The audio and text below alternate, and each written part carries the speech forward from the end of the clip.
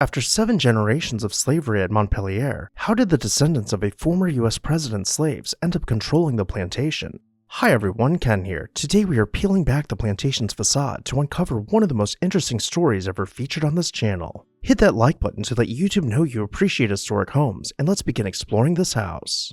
In 1799, Paul Jennings was born into slavery at Montpelier in Orange County, Virginia, under the ownership of US founding father James Madison and his wife Dolly.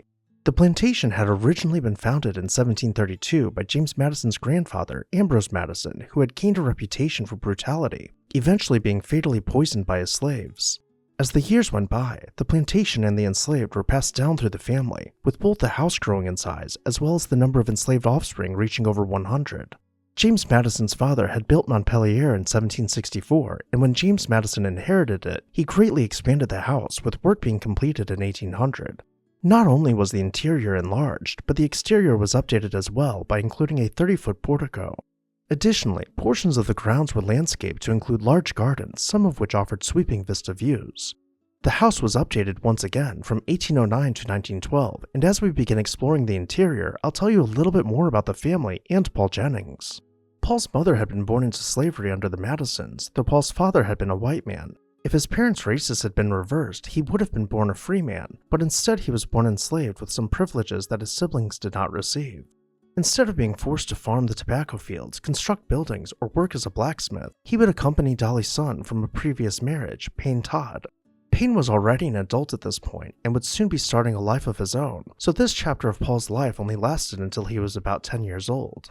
In 1809, James Madison was elected as President of the United States and brought Paul with him to the White House to labor as his body servant.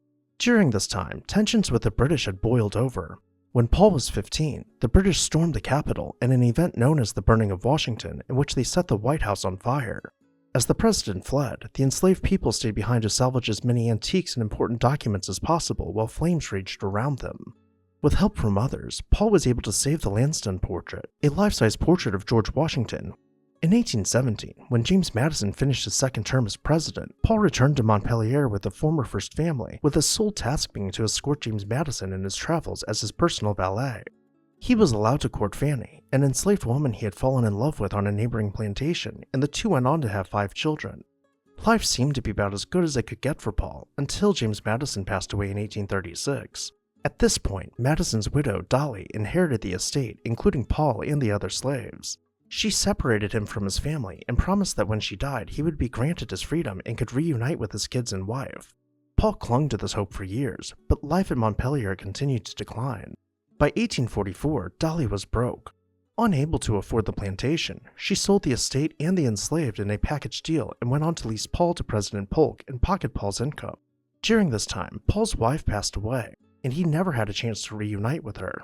Even though Dolly had promised him his freedom upon her death, just 2 years later she sold him. Paul had gained an outstanding reputation among the political elite of the US, and it didn't take long for word to reach Massachusetts Senator Daniel Webster, who purchased Paul and granted him his freedom. Paul wasted no time joining with abolitionists on the Underground Railroad to help free other slaves. He orchestrated the largest escape in US history, aiding 77 slaves aboard the Pearl, a schooner which would help transport them to freedom. Unfortunately, this event became known as the Pearl Incident, and when the enslaved people were caught, they were resold by their Washington, D.C. owners into the Deep South. Years later, he was able to reunite with his kids and join the Union Army with all 3 of his sons to fight for their freedom. As the Confederacy fell and abolition became law, Paul built a house in Washington, D.C., which was unfortunately not documented before it was torn down. Nevertheless, he enjoyed his golden years knowing that his grandchildren would grow up free, passing away in 1874. All the while, as many as 7 generations of his family had grown up enslaved at Montpelier, with his brothers and sisters, aunts and uncles being deeded with the house. After trading hands a few times, and following the Civil War, the Dupont family purchased Montpelier and hired staff to run the grounds and perform maintenance. The Duponts once again enlarged the former plantation and passed it down through their family over the generations. In 1983, the family donated the estate along with a $10 million endowment to the National Trust for Historic Preservation. Since then, Montpelier has gone through a series of meticulous restorations to bring it back to the appearance it had when James Madison called it home.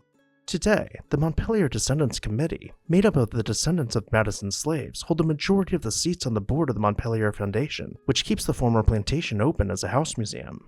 I know this video was a bit outside the norm of what we usually see on this channel, but Paul Jennings' story was simply too inspiring. What did you think about Montpelier? Let me know down below in the comments section, and while you're there, make sure to hit that subscribe button so you never miss an exciting episode of This House.